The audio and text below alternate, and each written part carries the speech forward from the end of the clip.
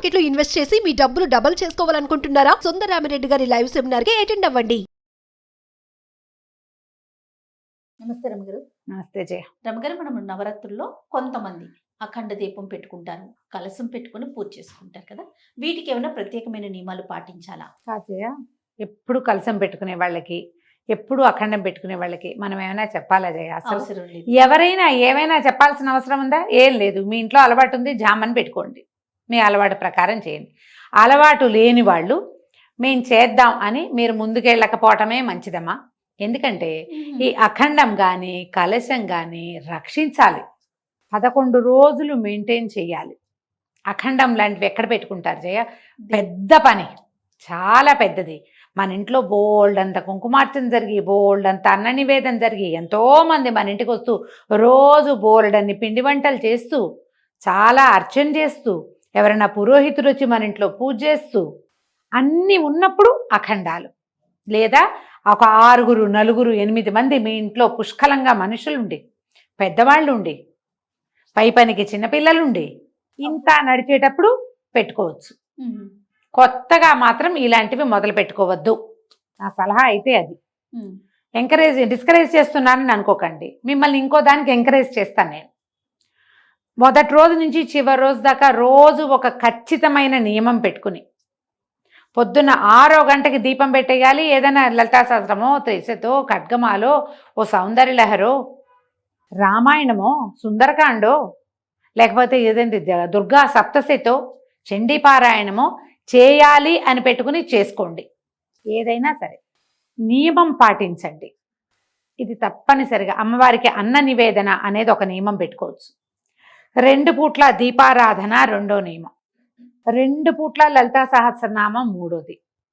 కొంచెం కొద్దిగా అయినా చండీ సప్తశతి 10 రోజులు, రోజుకొక అధ్యాయం చొప్పునైనా ఈ 11 రోజులు చదువుకుంటామని చండీ పారాయణం పెట్టుకోండి, మంచిది. రామాయణం చదువుకోండి, ఇంకా మంచిది. ఇలా ఏదైనా ఒక నియమం పెట్టుకుని మానకండి అమ్మ. 11 రోజులు చేయటం సులువు కాదు జయ, బరువు. మీకు అలవాటుగా ఉండి ఎప్పుడు ఏటా చేస్తారు. కొందరు ఇళ్లలో చూడు పద్ధతిగా చేసుకుంటారు. వాళ్ళకి చెప్పేదేమిటి?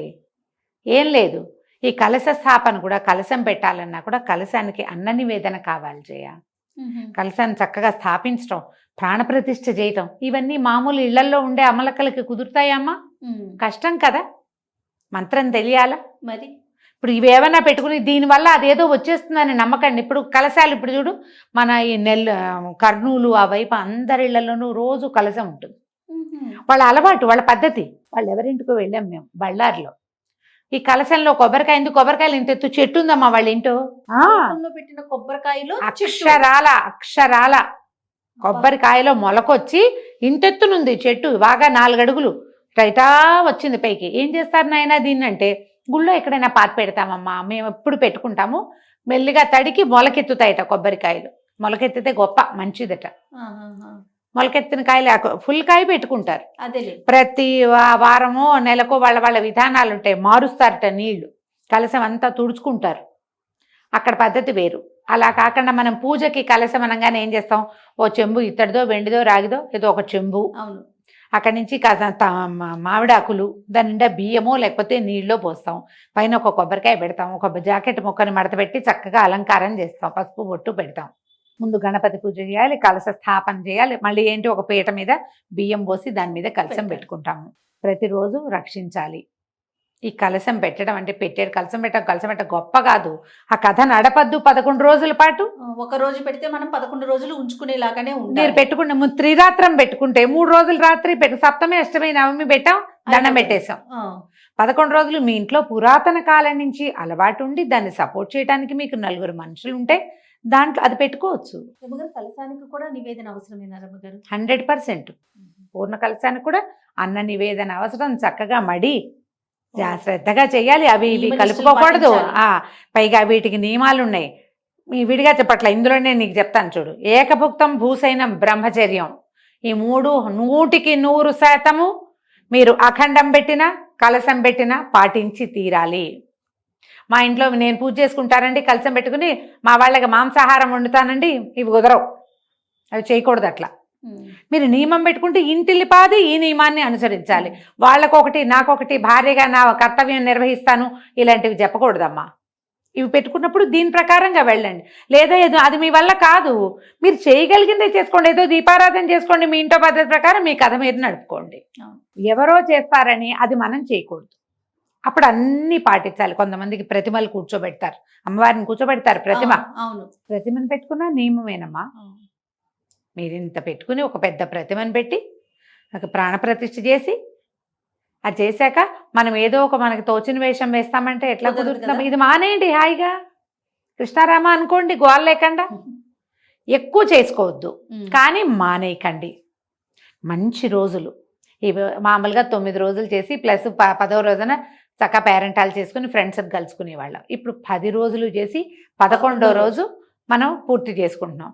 ఇన్ని రోజుల పాటు మనం అమ్మని ఆరాధించి అర్చించి ఆమెని ప్రసన్నం చేసుకునే అవకాశం ఉన్నప్పుడు చక్కగా కలిగింది, తోచింది, చేయగలిగింది నియమం తప్పకుండా చేసుకోవచ్చు కదా. లలితా సహస్రనామం పెద్దదనుకుంటే ఏమొద్దు, చాలా సింపుల్.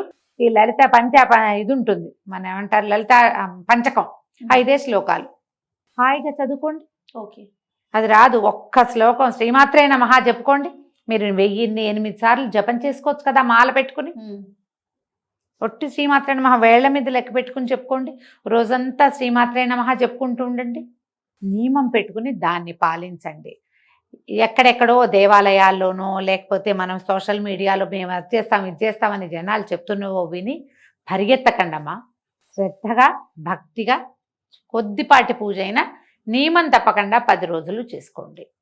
కాబట్టి పెద్ద ఎత్తులకు వెళ్ళొద్దు. పెట్టుకునే అలవాటు ఉన్న వాళ్ళకి మనం చెప్పాల్సిన పనే లేదు. వాళ్ళకి తెలిసే ఉంటాయి. నమస్తే జయ.